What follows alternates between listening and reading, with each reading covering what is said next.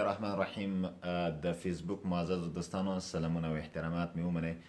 الله دې وکړي چې ټول روغ جوړ او د صحت کلمه پر تن وي.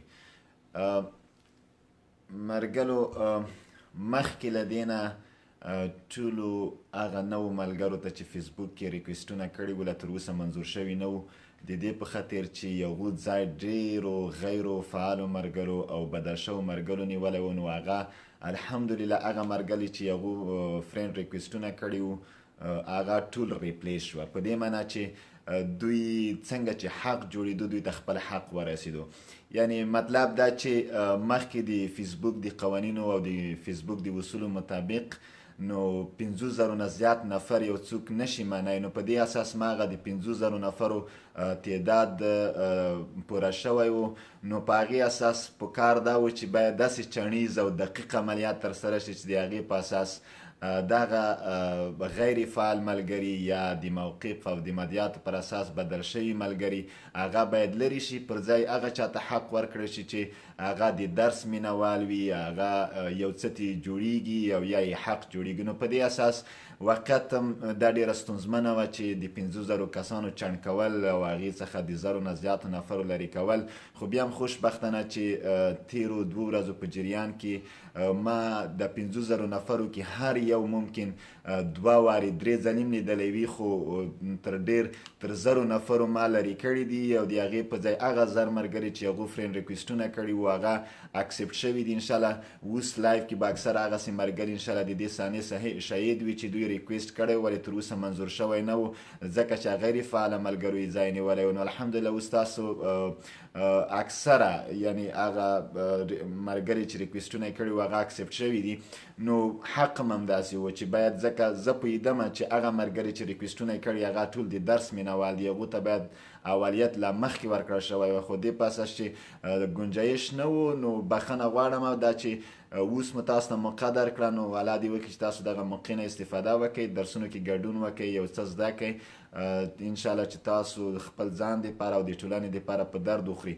نو مرګلو تیر وخت کې یو خو چې زه مجبور شوم په دې اساس هم البته تیر درسي ورځ کې ممکن ځینې ملګري چې په لاین کې و هغه شهید وي چې ځینې مرګلو یعنی فیسبوک کې سیاسي خبرې شروع کړي، البته په لایو کې هغه په دې معنی چې یعنی زه بیا هم غوښتنه کوم د مرګلو نه چې دا البته زما اکاونټ دا سیاسي اړخ موږ اکثره نه ورکوو او نه لري، ځکه چې موږ علمي او تعلیمي او تحصیلي دغسې برنامې شروع کړي دې په خاطر چې دغه تعلیمي لړۍ اخلال نشي، نو موږ سیاسي بحثونو ته او سیاسي خبرو ته او یا کنځلو ته یا داسې مواردو ته ځای نه ورکوو. نو که څوک بیا ډېره دلچسپي لري په دغسې مواردو کې زنده‌باد او مرده‌باد کې دلچسپي لري، نو یغو نه مې غوښتنه ده چې نور ملګري شته چې په اړوند برخه کې دوی فعالیت کوي او یغو ته د رجوع وکړي، انشاءالله یغو سره به بیا دغه زنده‌باد او مرده‌باد خبرې یغو سره مطرح کړي. خو دا چې علمي لړۍ دی او موږ هدف اساسي دا ده چې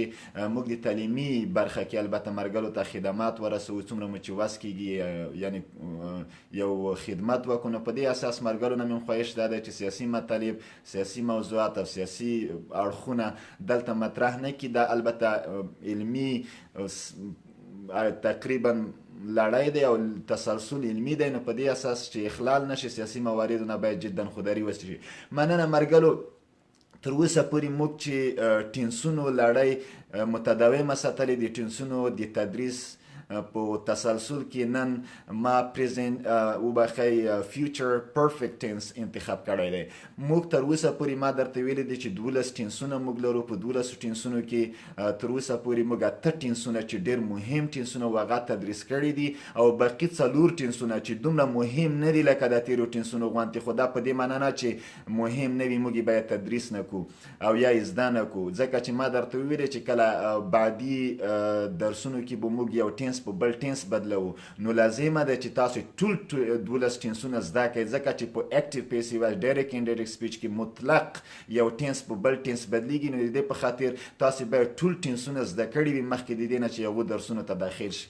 نو په دې اساس مرګلو نن فیوچر پرفیکټ ټینس باندې خبرې کوو، خو بیا هم د مخکې او معمول مطابق زه په خپل خبره یو ځل بیا تاکید کوم، هغه دا چې هیڅ کله په انګلیسي ژبه کې نه بلکې په ټولو ژبو کې هیڅ کله یعنی هیڅ یو خبره د یو ټینس نه خارجه نه وي. یعنی هره خبره چې په هر وخت کې او په هره ژبه یې موږ کوو دا به حتما په یو ټینس کې وي. نو دا معنی چې ټینسونه ډیر مهم دي او ډیر اساسي رول لري په تکلم کې. هغه که هره فقط انګلیسي نه په هره ژبه کې.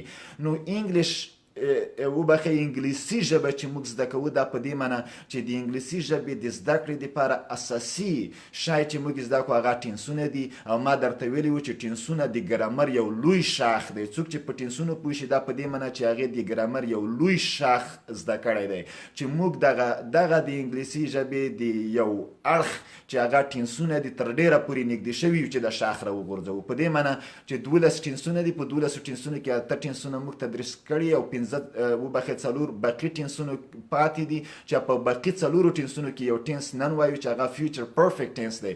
نو مرګرو ټینسونه ډیر مهم دي او اړین دي او شاته ورسره حتما بیا ورسره مخ کېږئ بیا مخ کېږئ. نو په دې اساس لازمه ده چې تاسو د ټینسونو په زده کړه کې یعنی ډیر کوشش وکړئ. خو ډیر مهم چې دي 4 ټینسونه چې هغه یو پریزنت پرفیکټ ټینس دی، یو سیمپل فیوچر ټینس دی، یو سیمپل پریزنت ټینس دی، یو سیمپل پاست ټینس دی.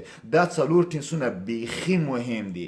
خو دا معنی نه چې د نور ټینسونه تاسو له پامه وغورځوئ. ټول ټینسونه اړین دي خو دا بیخي اړین دي.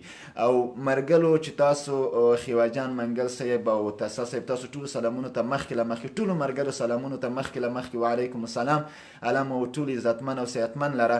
نو مرګلو اوس فیوچر پرفیکټ ټینس شروع کوو. خو مخکې د دې نه چې فیوچر پرفیکټ ټینس ته داخل شم بیا هم لکه د نورو ټینسونو غوندې معمول مطابق یو مقدمتي خبرې کوم د فیوچر پرفیکټ ټینس په هکله. هغه دا چې کله چې موږ وایو چې فیوچر پرفیکټ ټینس نو دا معنی چې دې کې کنټینیوس یا د پروګریسیو کلمه ما ونه کاروله. دا ساده ټینس دی. نو کله چې ساده ټینس دی تاسې باید پوه شئ چې ساده ټینس 2 اړخونه ښیي. هم اکشن په باره کې خبرې کوي، هم سټیټ اف بینګ یا سچویشن په باره کې خبرې کوي. نو کله چې زه وایم چې فیوچر پرفیکټ ټینس نو تاسې باید ذهن دواړو مواردو ته ورسیږي، هم اکشن هم سټیټ اف بینګ یا سټیټ یا سچویشن. نو فیوچر پرفیکټ ټینس هم اکشن ښیي هم سچویشن.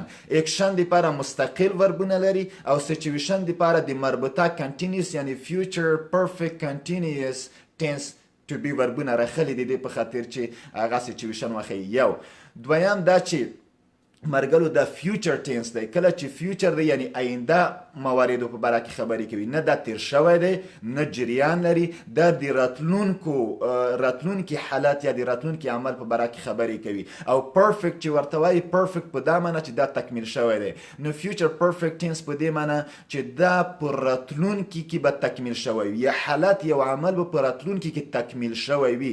یعنی تر اوسه پورې تکمیل نه دی خو آینده کې به مخکې د یو ټاکلي وخت نه دغه تکمیل شوی وي او بشپړ شوی به وي. نو په دې اساس دې ته فیوچر پرفیکټ ټینس وایي. نو زه مرګلو وساړومه کامره تختې ته.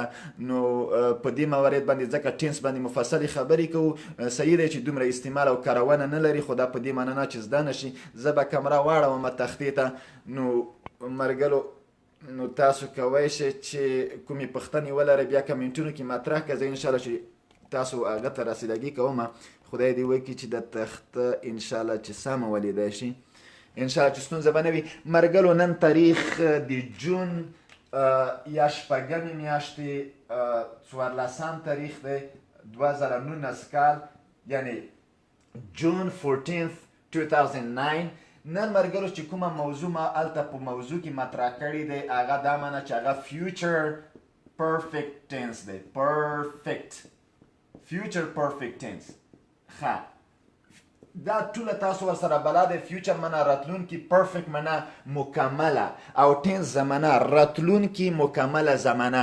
یعنی دا د نوم نه معلومه ده چې فیوچر پرفیکټ ټینس هغه ټینس ته ویل کیږي چې په راتلونکي کې به یو عمل یا فعل مکمل شوی وي یا حالت. نو کله چې سیمپل ټینس دی دا مرګلو، نو کله چې زه تعریف کې ما مخکې ویلې دلچسپي نه لرم خو مختصر به ولیکم چې دیس ټینس کوم ټینس یعنی this tense یعنی future perfect tense shows یعنی ښیي دغه زمانه ښیي. څه شی ښیي مرګلو؟ سیمپل ټینس دی. کله چې سیمپل ټینس وي ما درته ویل چې دوه موارد ښیي، اکشن هم ښیي یا سیچویشن هم ښیي. نو تاسې باید دې باندې پوه شئ ځکه دا سیمپل ټینس دی. نو چې سیمپل ټینس اکشن او سیچویشن دواړو په باره کې خبرې کوي. ټول سیمپل ټینسونه اکشن او state یا situation دواړو نه خبرې کوي. نو future perfect tense shows an action or situation. کوم رقم action or situation؟ داسې یو عمل یا حالت راښیي that will be completed. داسې یو عمل یا حالت چې دا به مکمل شوی وي. دغه عمل او یا دا حالت will be completed. دا به مکمل شوی وي before مخکې د څه شي نه؟ before a specific time. مخکې د یو مشخص وخت نه time in the future په راتلونکي کې.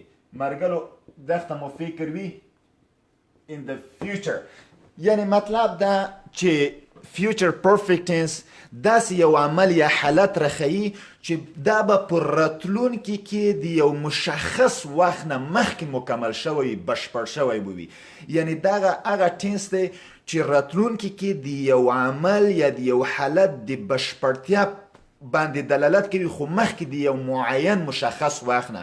مرګلو دغه ډیره مهمه خبره ده چې before a specific time in the future. ځکه په راتلونکي کې د یو مشخص وخت نه مخکې دا باید تکمیل شوی وي. که چیرته مشخص وخت نه مخکې تکمیل شوی نه وي تاسې بیا future perfect tense نشئ کاروای، تاسې simple tense بیا کاروای شئ. نو په دې اساس چې د specific time in the future دا مهمه خبره ده چې تاسو په future perfect tense کې د دې یادونه وکړئ. ځکه future perfect tense داسې عمل یا حالت راښیي چې هغه به په راتلونکي کې تکمیل شوی وي مخکې د یو مشخص وخت نه.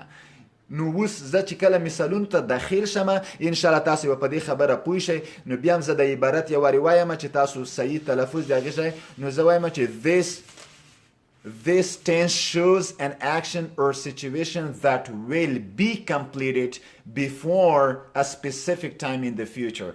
نو دغه tense هغه عمل یا حالت راښیي چې په راتلونکي کې به د یو مشخص وخت نه مخکې بشپړ شوی وي.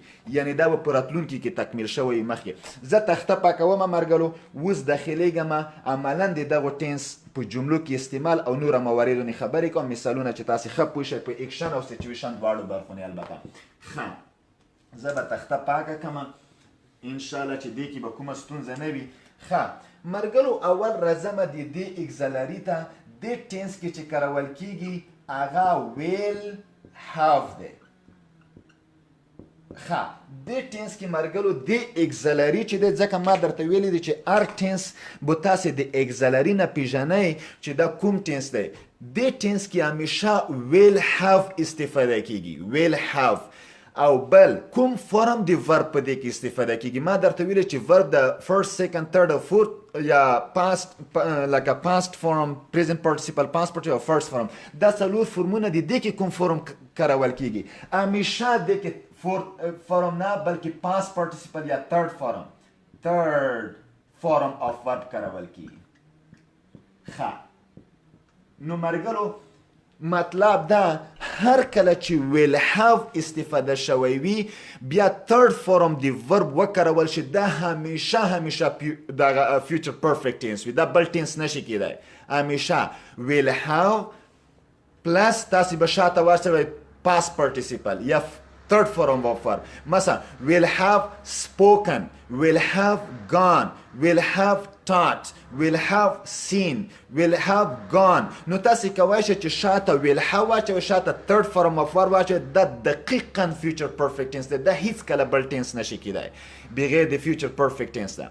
نو مرګلو دغه تاسو باید اوس پوه وئ چې همیشه د future perfect tense auxiliary چې will have دی.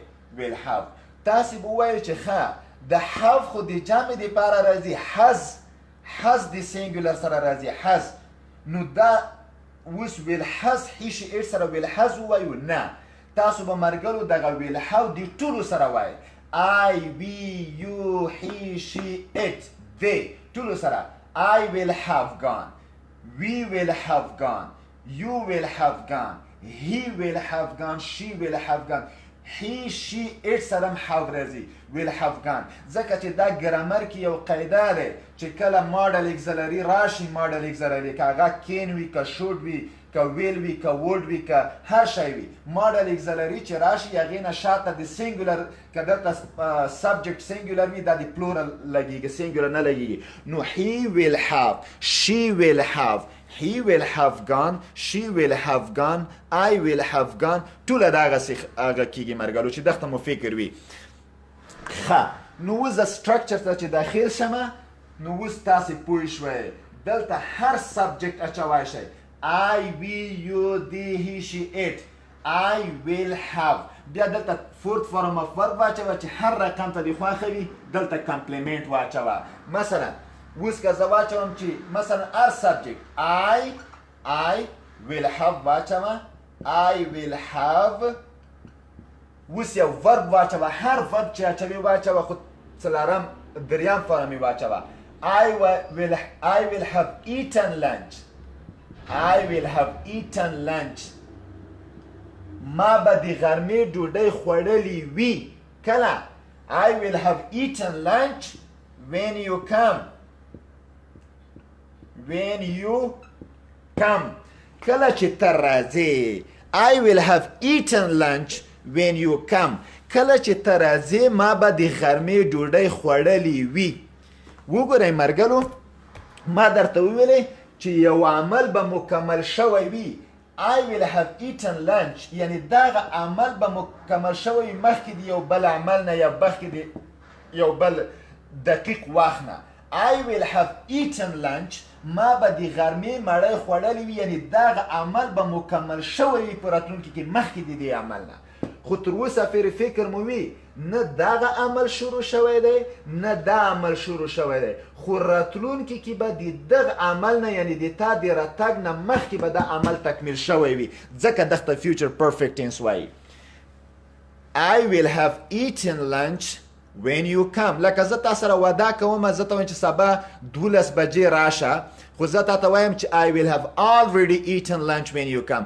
ما به مخکې ډوډۍ خوړلې وي غرمې کله چې ته راځې یعنی کله چې ته راځې ما به ډوډۍ خوړلې وي دا منه چې دا فیوچر پرفیکټ ټینس دی خو بیا مو فکر وي مرګلو دا عمل تکمیل شوی نه دا به په راتلونکي کې تکمیلیږي مخکې د یو بل عمل نه یا د یو حالت نه دا ډېر په دغه موارد کې مهم ټینس هم دی خو تاسې به همیشه د دغه ټینس نه د فیوچر پرفیکټ ټینس نه چې تر دغه پورې فیوچر پرفیکټ ټینس دی د دې نه شاته به همیشه تاسې یو بل حالت یو بل شی وضع کوئ که ونه وایئ دا ټینس مکمل نه دی I will have eaten lunch ما به د غرمې ډوډۍ خوړلې وي څه منه دلته حتما یو بل شی باید واچوي یا مثلا که when you come نه اچوي واچوه یو بل حالت I will have eaten lunch at 12 o'clock at 12 مثلا AM tomorrow یو specific time به حتما اچوي I will have eaten lunch at 12 AM tomorrow یا at 12 PM tomorrow مثلا که دلته PM کما I will have eaten lunch at 12 PM tomorrow at 12 AM tomorrow AM PM یو شپې ورځې تر منځ فرق دی هیڅ خبره هیڅ هغه نشته I will have eaten lunch at 12 PM tomorrow یعنی سبا 12 بجې به ما د غرمې ډوډۍ خوړلې وي نو حتما مرګلو چې فکر مو وي د دغه ټینس نه دغه ځایه پورې فیوچر پرفیکټ ټینس دی د دې نه شاته به همیشه تاسو سپیسیفیک ټایم یو شی به مشخص کوئ که مشخص یې نه کوئ دا معنی چې دا فیوچر پرفیکټ ټینس دقیق نه دی دا تکمیل نه دی د جمله صحیح نه دی او بشپړه یو سنس نه کوي نو په دې اساس حتما تاسې به د فیوچر پرفیکټ سمپل ټینس نه شاته یو بل سپیسیفیک ټایم دپاره یو ټینس کاروئ چې معمولا سمپل پریزنټ ټینس کارول کیږي ښه مرګلو نو بیا هم درته وایم چې د دویم ټینس چې تاسې کاروئ دا به همیشه په سمپل پریزنټ ټینس کې وي دا ټینس چې تاسو کاروئ دا به په سمپل پریزنټ ټینس کې وي یو جمله بلم لیکمه چې تاسې ښه پوه شئ. تاسو بیا ماته یو څو جملې ولیکئ چې زه پوه شم چې تاسو پوه شوي یئ که نه. وبخښه زه به دا تخته لږه جیګه کړمه. زه اوس دلته وایم چې زه اوس ووایم she will have. ځکه ټولو سره will have راځي. I will دی will have. She will have cooked dinner. She will have cooked dinner. هغې به د ماښام ډوډۍ پخه کړې وي. She will have cooked dinner. هغې به د ماښام ډوډۍ پخه کړې وي. کله مثال ته کولی شي چې د دویم ټینس دلته واچوي په سیمپل پریزنټ ټینس کې. She will have cooked dinner. مثال دلته واچوم by.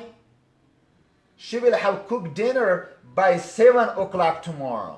By 7 o'clock tomorrow.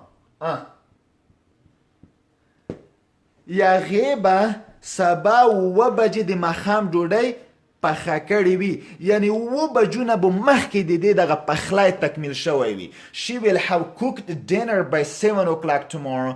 دا منه چې 7 بجو نه به سبا د 7 بجو نه مخکې به دې د پخلی تکمیل کړی وي. دې به د ماښام ډوډۍ یعنې تیاره کړې وي. دا منه. نو تاسې کولی شئ چې دلته ده by 7 o'clock tomorrow په ځای یو بل واچوئ خو simple present. She will have cooked dinner before you come.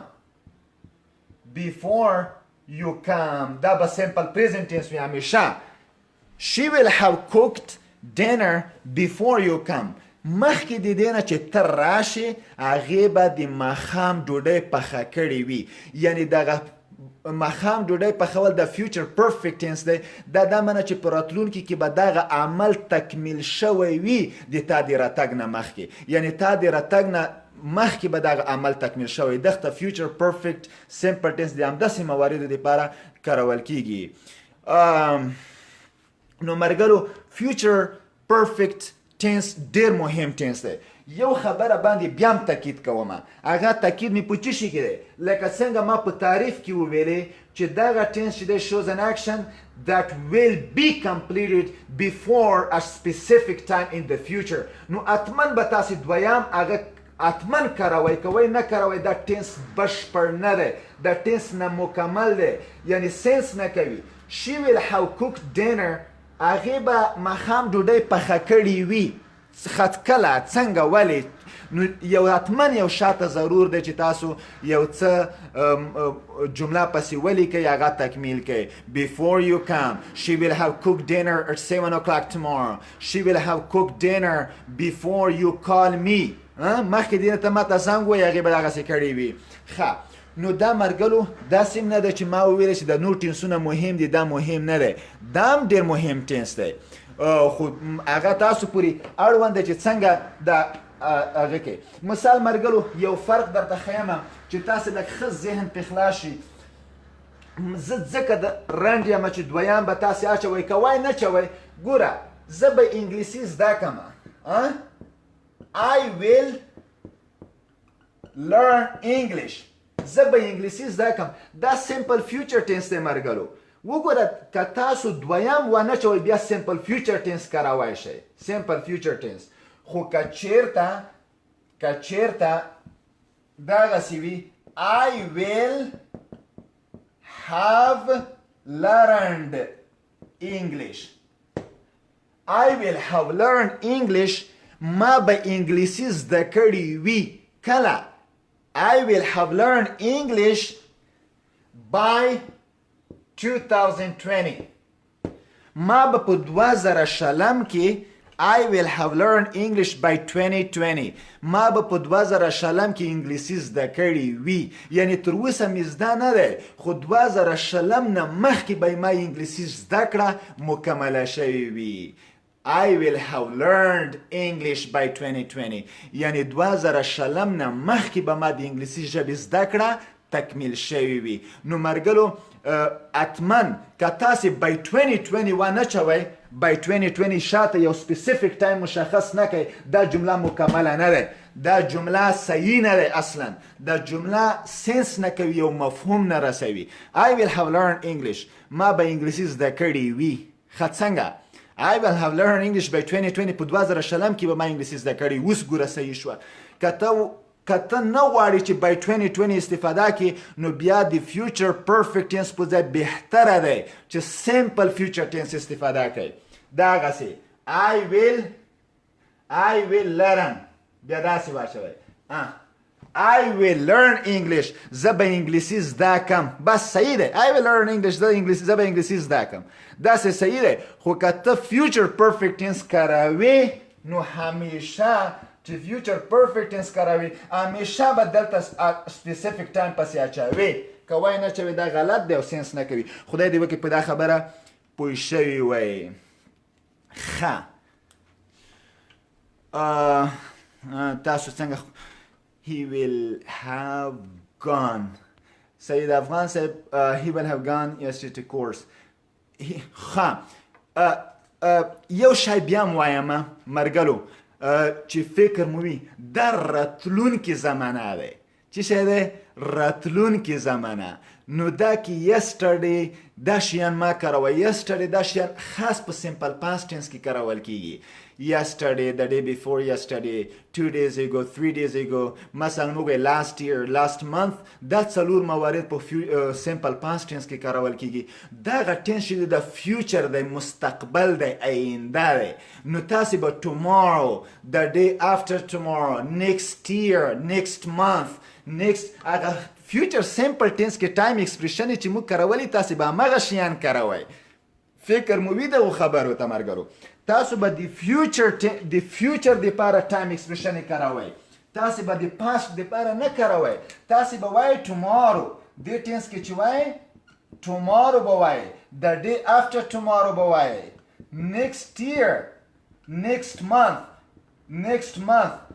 next January next Friday next week next مثال night next summer داسې به وایئ یا after 2 days 3 days تاسې به داسې موارد وایئ مرګلو داسې به نه وایئ چې yesterday دغه شی تاسې به د future tense time expression کاروئ ځکه دغه tense future دی د past نه دی فکر مو وي دغه موارد ته ښه مرګلو زه معمولا ښه I will have learned English by 2020 excellent نیازی صاحب تاسو بیخي ښکلې جمله لیکلې ده I will have learned English by 2020 دا معنی چې په 2020 کې به ما انګلیسي زده کړې وي یعنی ما انګلیسي به بشپړ شوی وي یعنی د 2020 نه مخکې به دا مکمله شوی وي ولو که یوه میاشت مخکې وي که یو ساعت مخکې وي خو 2020 نه به مخکې حتما ما انګلیسي زده کړه بشپړ شوی وي tomorrow excellent اجران صاحب تاسو چې سید افغان صاحب ته ویلي دقیق مو ویلي سید افغان ګرانه تاسو د yesterday په ځای tomorrow واچوئ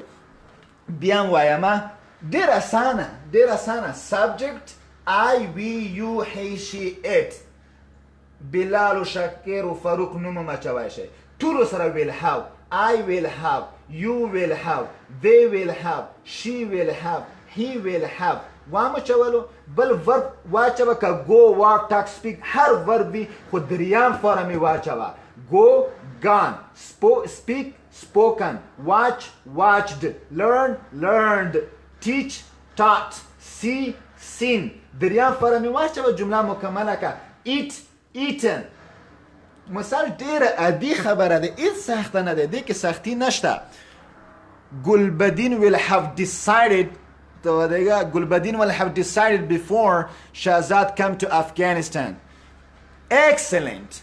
روحانی سے بہترین جملہ دی جوڑا کری دے Gulbadin will have decided before Shahzad come to Afghanistan. یعنی مخکې د دې نه چې شهزاد افغانستان ته راشي ګلبدین به تصمیم نیولی وي Gulbadin will have decided before Shahzad come to Afghanistan. Excellent. ډېره ښکلې before شهزاد comes که داسې واچوي یو اسم ور واچوي ځکه simple present tense دی او شهزاد singular دی نو شهزاد comes to Afghanistan بیخي به هرې له نګاه نه صحیح شي بهترینه جمله حالاتو مطابق ښه we will have eaten lunch when she comes تاج ګرانه ډېره ښکلې جمله lunch LU دی او when she comes when she comes ځکه simple present tense ته simple present tense کې singular چې وي he she it چې وي او verb is یا is خوري بالکل سید افغان صاحب tomorrow تاسو صحیح ویلي دي ښه اوس مرګلو ایما طریقه د تدریس خو تاسو ته یاده دی چې زه اکثره د فورمولونه چې هله نیګیټیو داسې دی او انټراګیټیو داسې دی دغه شیان زه نه لیکمه ځکه ما طریقې سره تاسې بلد یې زه خاص یو قاعده لیکمه ما درته طریقه خالی دی طریقه څه دی اوس که دغه جمله دا خو مثبته وه که تاسو منفي ته بدلوئ ما درته ویل چې منفي کې څه لګېږي ناټ چیرته لګېږي اګزلري نه شاته که منفي ته بدلوئ دا ویل دی ویل نه شاته دا ځای کې ناټ واچوه بس نوره جمله دې صحیح دی هیڅ مشکل نشته مثلا I که زه جمله ولیکمه I will have decided چې دغه مخکې مرګلي روحاني صاحب فکر کومه جمله لیکلې وه I will have decided ما به تصمیم نیولی وي before you come مخکې د دې نه چې ته راشي د تا راتګ نه مخکې به ما تصمیم نیولی وي صحیح دی before you come مخکې د دې نه چې ته راشي ما به تصمیم نیولی وي نو دا چې منفي ته بدلوي خاص دلته ناټ واچوه دغه ځای کې دغه ځای کې I will have not decided before you come مخکې د دې نه چې ته راشي ما به تصمیم نه وي نیولی یعنې تا راتګ نه مخکې به ما تصمیم نیول شوی نه وي I will have not decided before you come ما به چې مثلا زه تا ته وایم چې سبا مثلا راشه مثلا غرمې ډوډۍ ته راشه هغه وایي چې صحیح دی زه ورته چې I will have not eaten lunch when you come کله چې ته راځې ما به غرمې ډوډۍ خوړلې نه وي I will not have eaten lunch یا I won't نو تاسې کولی شئ will not مخفف لاندې څه دی won't I won't have eaten lunch I won't have decided I won't have gone to school نو تاسو کولی شئ will not په future perfect tense کې negative کې همیشه not واچوئ د will نه شاته I will not have decided before you come ښه انټراګیټیو جمله څنګه جوړه کړو ډېر اسانه دی ښه جمله کله چې انټراګیټیو جوړوئ انټراګیټیو خو ما درته ویلي دي چې دغه اګزلري چې دا دی دا خاصې جملې ساته که دلته یې راوله اخر کې سوالیا واچوه دا انټراګیټیو دی مثلا ویل ساته که هېڅ خبره will you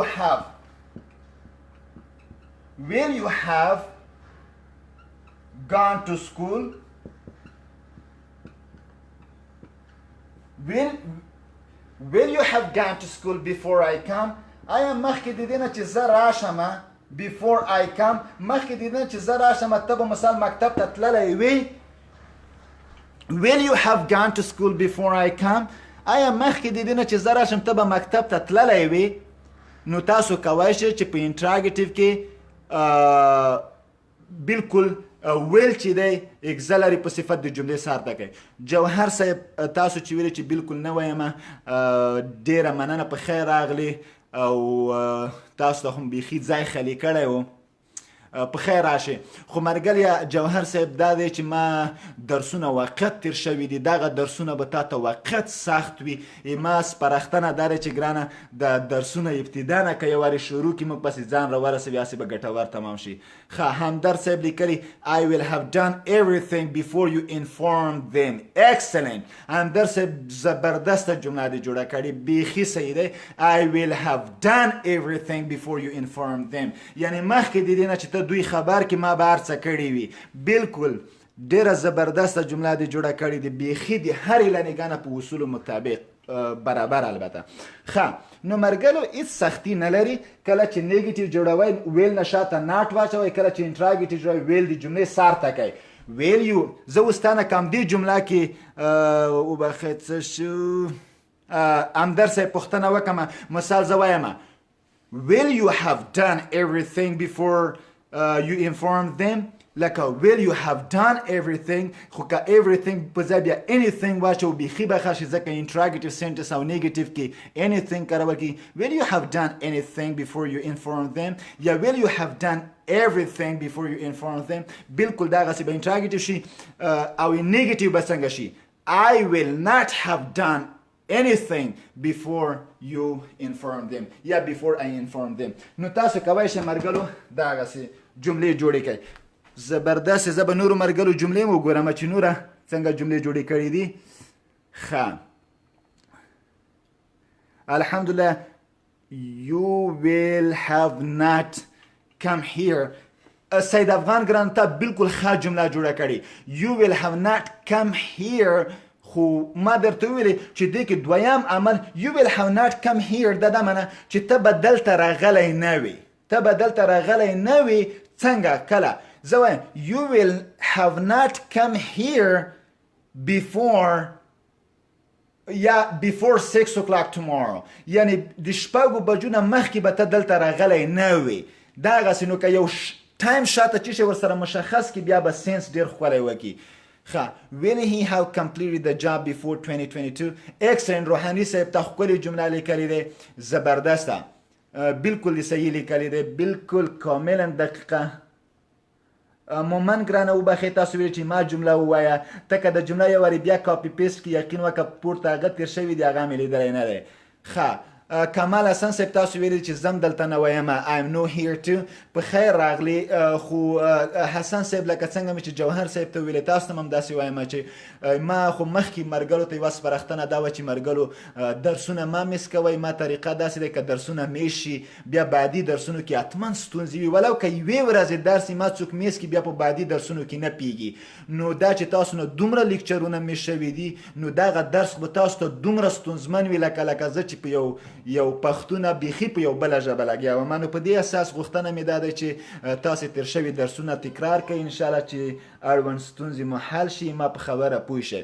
ښه مرګلو نو زه دا خو ما درته ویلی چې په ما طریقې سره څوک چې بلد دی ابتدا کې ما درسونو سره دی هغه ستونزې نه لري. نیګیټیو کې ناټ کارول کېږي. ناټ د اګزلري نه شاته دا اګزلري دلته ناټ واچوه. یو دویم انټراګیټیو کې ویل اګزلري د جملې سر ته راځي اخر کې کوېشن مارک واچوئ مشکل حل دی.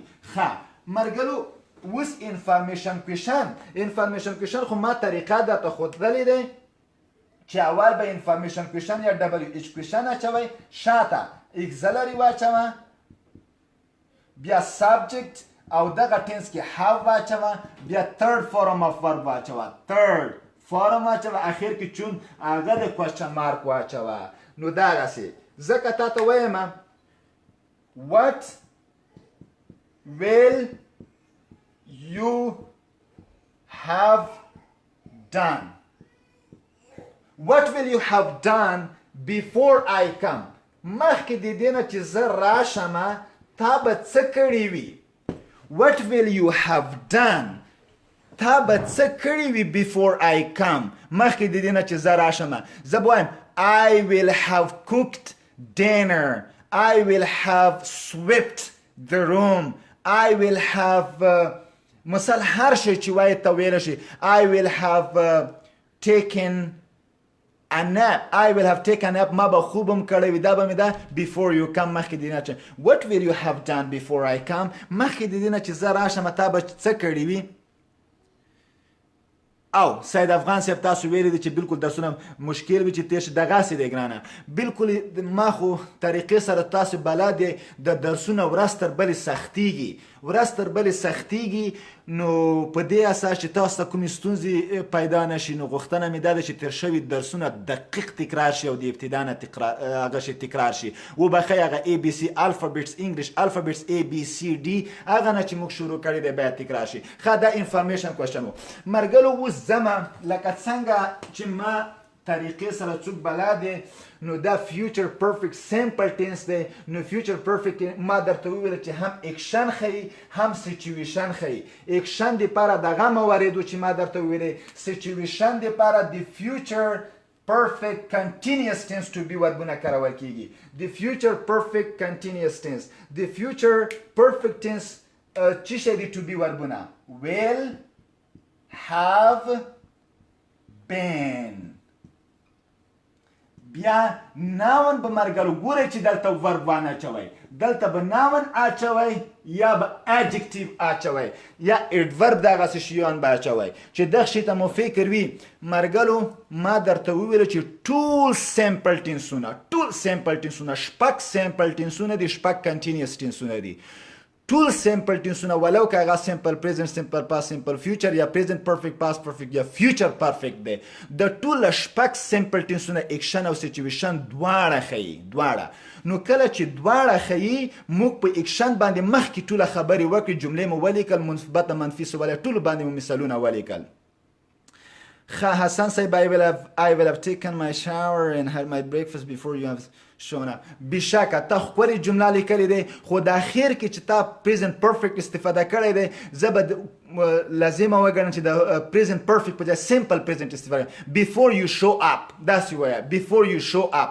نه دا چې before you have shown up دغسې ښه نو مرګلو اوس چې کله زه وایم دغه state situation کې will have been خو ګوره چې شاته ورب وانه چوئ که ورب مو واچولو دا اتومات فیوچر پرفیکټ کنټینیوس ټینس ته ځي خبره ولې ځي چې دا اصلا ټو بی ورب دی فیوچر پرفیکټ کنټینیوس ټینس دی خو فیوچر پرفیکټ کنټینیوس ټینس اکشن ښیي نه سچویشن نو سچویشن دپاره فیوچر پرفیکټ سیمپل ټینس ته ورکوي چې سچویشن پې وښیي نو زه به که سبجیکټ دلته واچوئ I will have به واچو will have been I will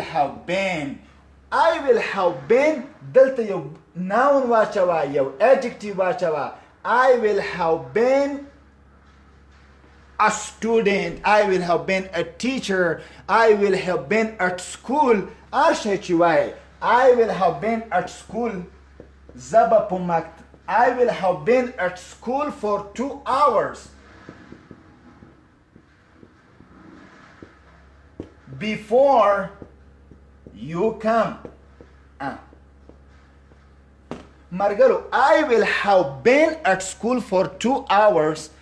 داغه situation دی مرګلو نه اکشن ځکه عمل نه دی حالت دی I will have been at school for 2 hours زه به د 2 ساعتونو دپاره په مکتب کې وم before you come مخکې چې ته راشي یعنی 2 ساعته به ما مکتب کې تیر کړي مې چې ته راځې Before you come, I will have been at school for 2 hours. یعنی مخکې د دې نه چې ته راشې ما به 2 ساعته په مکتب کې م تیر کړی وي نو دا مرګلو سچویشن دی سچویشن چې فکر مو وي که تاسې دغلته دغه ځای کې I will have been دلته ورب وانهچوئ که ورب مو واچولو ورب ING درنه خوري چې ING درنه وخوړه دا سیمپل نه دی کنټینیوس ټینس شو چې کنټینیوس ټینس شو بیا سچویشن نه دی اکشن دی خدای دې وکړي دا فورمولې ټوله یاد کړئ دا بین دا د فیوچر پرفیکټ کنټینیوس ټینس ټو بی ورب دی دلته ورب وانهچوي که ورب دې واچولو ING درنه خوري چې ING وخوړه دا کنټینیوس ټینس شو چې کنټینیوس ټینس شو نو دا اکشن شو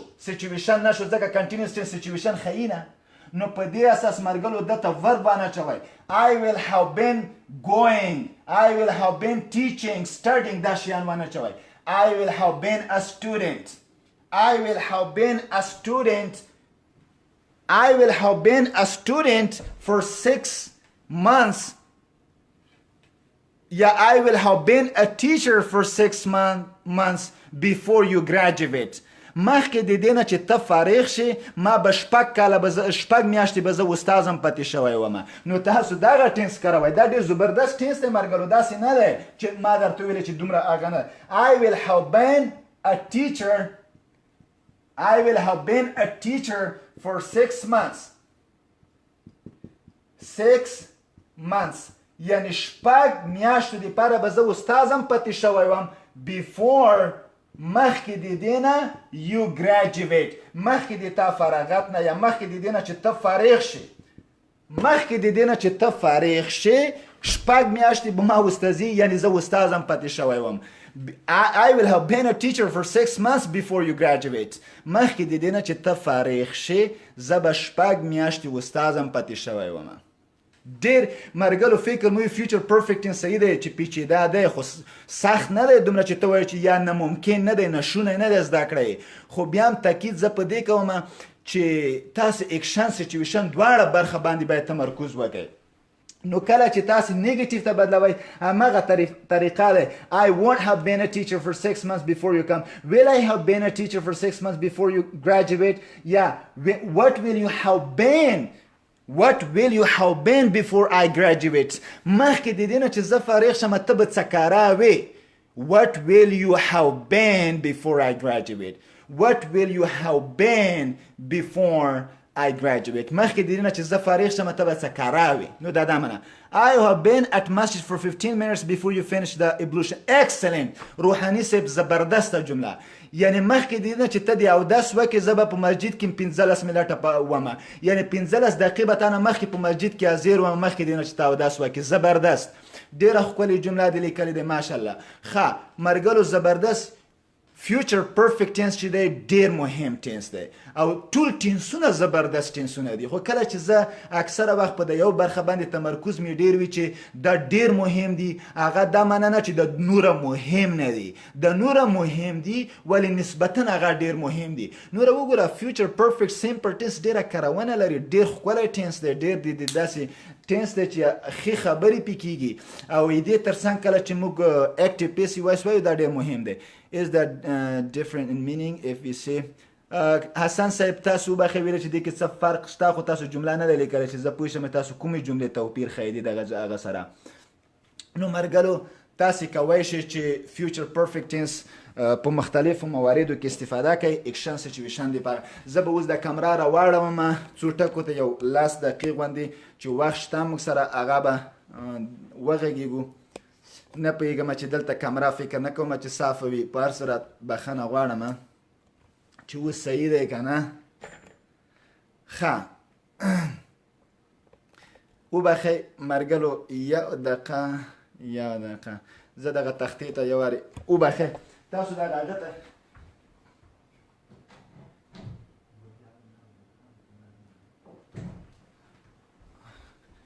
وبخئ مرګلو زه دغه کمره دې طرف ته تاو کمه. ښه مرګلو فکر کوم چې اوس صفا شو. وبخئ مرګلو بیا هم غوښتنه دې shall have been in ground for a few minutes before you finish your meeting with father. بالکل محمد الله ګرانه تاسو بالکل زبردست شی لیکلی ده. بیخي تاسو یو شي ته اشاره کړې ده چې د شل په نامه دی.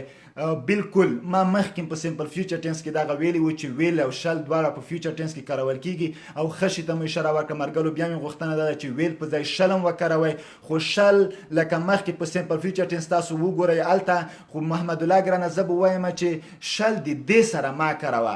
شل همیشه د آی وي سره یعنی فرست person singular or plural I we سره شل کارول کیږي. انګلیسي ګرامر کې he we I we سره he she it they دغه سره نه کارول کیږي. نو ته وایي چې I shall have been in ground for a few minutes before you finish your meetings with your father. نو که داسې ووایي داسې به ډېره ښه شي. they shall have been دغسې نه راځي ځکه دې سره شل نه کارول کیږي. دې سره بیا ویل وکاروه. I will be still a teacher for 6 months before you come to school. I will be still a teacher for 6 months. ډېر ښه حسن ګرانه تا ښه لیکلي دي خو داسې دی چې اکثره د سمپل پرفیکټ ما مخکې د پرفیکټ ټینسونو په مقدمه کې یو خبره کړې وه چې پرفیکټ ټینسونه ټوله ډوریشن ښیي. for 6 months for 2 months دغه شیان ډوریشن چې ته ښیي کوشش وکړه چې د دې په ځای چې ته سمپل پریزنټ ټینس ووایي کوشش وکړه پریزنټ پرفیکټ ټینس ووایي یو بل ټینس ووایي خو پرفیکټ ټینسونو کې کوشش وکړه چې دغه ډوریشن استفاده کړي نه سمپل ټینسونو کې. صحیح دی سټیل دی صحیح دی خو د ډوریشن for 6 months for 2 months for a few years دغه موارد چې تاسو استفاده کوئ د سمپل ټینسونو په ځای کوشش وکړئ پرفیکټ ټینسونه استفاده کوئ ځکه پرفیکټ ټینسونه ټول ډیوریشن اف ټایم ښیي. سمپل ټینسونه دا کار نه کوي او نه کوی شي. ښه مرګلو نو اوس چې کله ما فیوچر اول خو زه د نوي مرګلو ته چې اوس اکثره مرګلو ځینو البته ځینو وویله چې موږ نوي یو او زه م پوهېدمه چې ځینې مرګلې به نوي راغلي وي. یوغو ته د هر کلي تر څنګ یو سپارښتنه لرم هغه دا چې مرګلو ما تیر شوي درسونه تکرار کوي ځکه چې ما د د تدریس شیوه او طریقه داسې دی چې که یو لیکچر څوک خطا کړي نو مطمئن یم چې بعدي لیکچر کې که کاملا پوه نشي خو بیا هم ستونزې وي، یعنې بعدي لیکچر کې حتما ستونزو سره لاس او ګریوان کېږي. نو دې په خاطر چې تاسو ته بعدي لیکچرو کې ستونزې پیدا نه شي، غوښتنه مې دا ده چې د تېر شوي ټول درسونه تکرار شي. یو ملګري مخکې د یوټیوب چینل یادونه کړې وه، بلکل موږ یوټیوب چینل هم لرو او لینک مخکې ما فیسبوک پیج باندې شیر کړی دی، نو تاسې کولی شئ هغې ځنه واخلئ، هغه هم شته. خو مرګلو غوښتنه مې دا ده چې تاسو درسونه تېر شوي منظم تعقیب کړئ. دا چې فیوچر پرفیکټ ټینس په باره کې ما ډېر تاکید په دا و چې دا ایکشن ښیي او دا سچویشن ښیي، دا تھرډ فارم اف ورب په دې کې کارول کېږي، دا او دا او دې کې ټایم ایکسپریشن یې دا کارول کېږي. یعنې دغو مواردو تاکید ته هیڅ ضرورت نه و. خو زه مطمئن وم چې تاسو نوي راغلي ځکه مې دې باندې تاکید. که تاسې ما سره د ابتدا نه وصل وای نو زه مطمئن وم چې بیا د دې مواردو تاکید ته ضرورت په دې نه و، ځکه چې مطمئن وم چې تاسو په دا پوهېدئ. نو چې کله پوهېدئ بیا تاکید ته ضرورت نه و او زه مجبور نه وم چې په دې باندې تاکید وکړم. نو په دې اساس روحاني ګرانه تا ښکلې جمله لیکلې دی، we will have been air for an hour before the airplane comes. نو غوښتنه مې دا دی چې چون ما درته ویله چې سیکنډ ټینس په سمپل پریزنټ ټینس کې کارول کېږي، ایرپلین سینګولر دی، نو سینګولر سره ورب ایس یا ایس خوري، نو که کمز واچوي د کم په ځای دا به بهتره شي.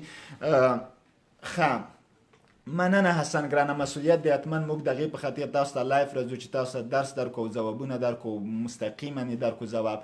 نو په دې اساس خو حسن ګرانه داسې دی چې موږ په پرفیکټ ټینسونو کې، سمپل ټینسونو کې ورب فورم په دغه د تاسو سوالونه مکمل جواب شوي دي.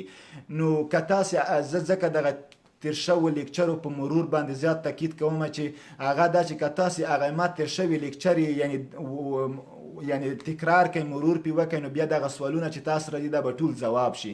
ځکه ما عادت دغسې دی چې مخکې د دې نه چې یو څوک ما نه پوښتنه وکړي، هغه پوښتنه زه خپل ځان نه اول کوم، هغې ته ځواب پیدا کوم، ځکه چې زه پوهېږم چې داسې پوښتنې به ما نه کېږي. نو که تاسې د پرفیکټ ټینسونو مخکې د نه چې موږ پرفیکټ ټینسونه استفاده کړو هغې ته داخل شئ، هغې کې ما په جزئیاتو ویلي دي چې پرفیکټ ټینسونه نسبت سمپل ټینسونو ته ډیوریشن اف ټایم ښیي.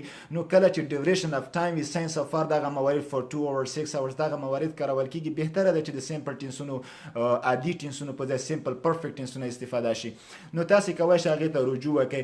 او دې تر څنګ زه چې زیات تمرکز په ایکشن او سچویشن برخه کوم هغه دا چې ټول سمپل ټینسونه ایکشن او سچویشن ښیي. نو که څوک له بده مرغه چې اکثره کورسونو کې اکثره استادان د سمپل ټینسونو فقط په ایکشن اړخ باندې تمرکز کوي، د سچویشن هېڅ یادونه هم نه کوي، نو دا معنی چې د وړو که دقیق هم اړوند ټینس تدریس کړی وي نو 50% یې ټینس تدریس کړی، 50% نه. یو دویم دا چې کله شاګردانو ته د عیني ټینس کې، سمپل ټینس کې د مربوطه کنټینیوس ټینس ټو بي وربونه استفاده کوي، ولې سچویشن په برخه کې دوی وایي چې دا کنټینیوس ټینس ده، در حالی کې کنټینیوس ټینسونه سچویشن نه ښیي. وجه دا ده چې استاد ورته سچویشن په برخه کې تدریس نه وي کړی.